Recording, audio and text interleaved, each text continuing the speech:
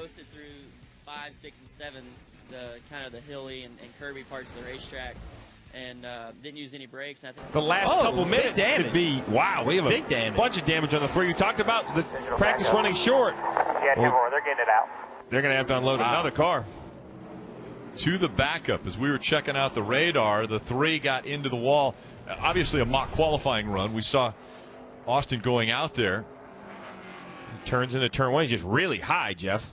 Yeah, really high, maybe a little bit free getting in the corner, couldn't get the wheel turn, and now he's up out of the groove, and now he's just along for the ride. So we see an awful lot of time here that getting into the corners, it's real easy to get loose, and with the track as clean as it is, I know that sounds crazy, there's just, there's nowhere to go. So all the tires have been running on the bottom of the racetrack, all the debris is up in the second groove, so once you get up this high, you're along for the ride. And Rick, we talk about the chase and everything that goes into this. This car had made 11 laps. They were working on their handling, trying to find some speed, and now they're going to have to go to a backup car, a whole new car, cold turkey in qualifying. This is something like this could put you behind for the entire weekend. And with these rounds in the NASCAR playoffs only being 3 weeks, you cannot stub your toe. You can't get behind. Yeah, making a qualifying run, you have to aggressively. Well, Vince, when you bring a rookie driver to a racetrack in the Camping World Truck Series for the first time, it's quite a challenge for the driver. When your day goes like it has today for Rico Abreu, it becomes almost impossible. Look back at what happened to Rico Abreu early on in practice number 1. Looked a lot like the practice crash between Greg Biffle and Kyle Larson. Same thing. We'll show you that one. That's earlier this weekend.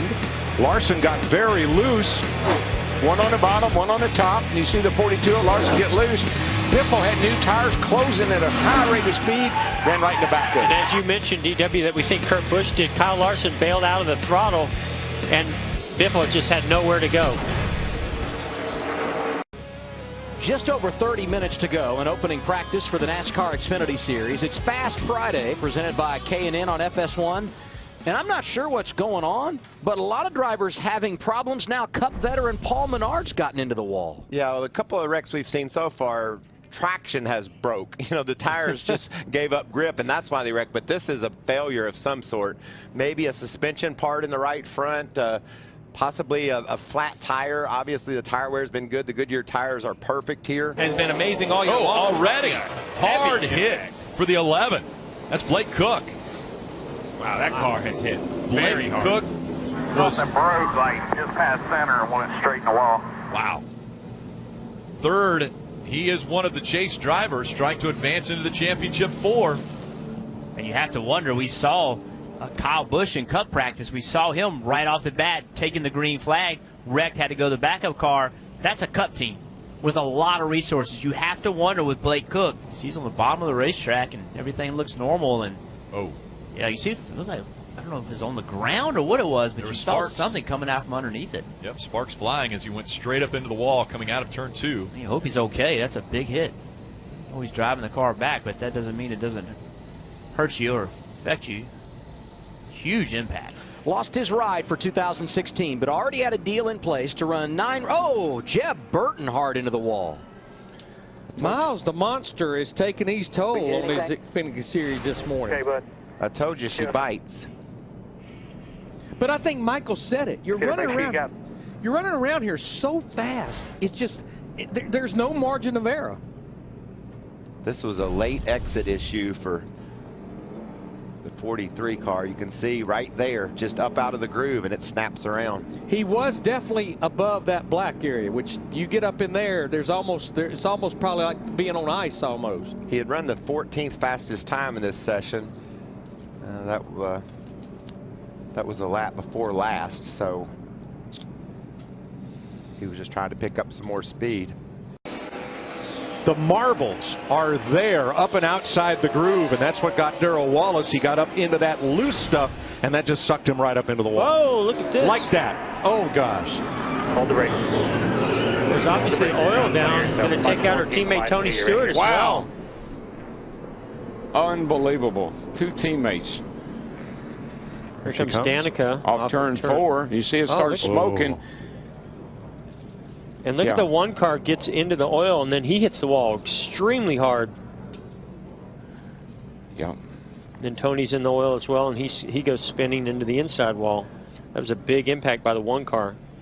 And he's just trying to get Jamie Murray's trying to get his car woed up so he doesn't get into Tony down here on the inside of the track. And a long slide down to the wall for Tony. Something blew up in a big way right there.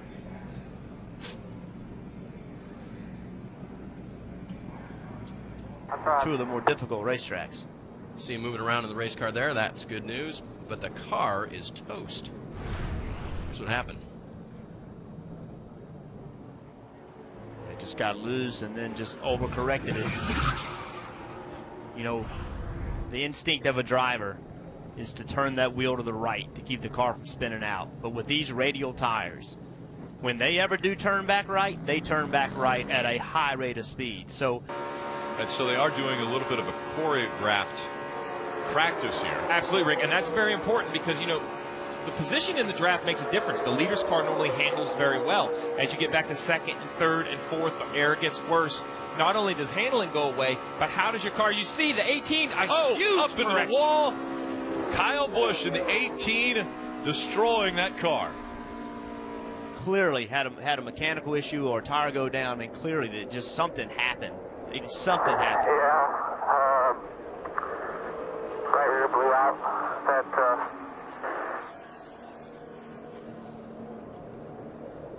We heard Kyle Busch talk about the right rear. I was watching live there, Rick. Take your time, just grab your window net and catch your breath. No rush. Like, what happened to that tire? Watch the right rear. Yeah, Couldn't see it in that. Puff, just a little puff. That's when it blew out. And such hard contact, too. So thankful for the safer barriers. Absolutely. The fact that there's some styrofoam in there that absorbs some of that hit, but still the damage to that car. Watch this view.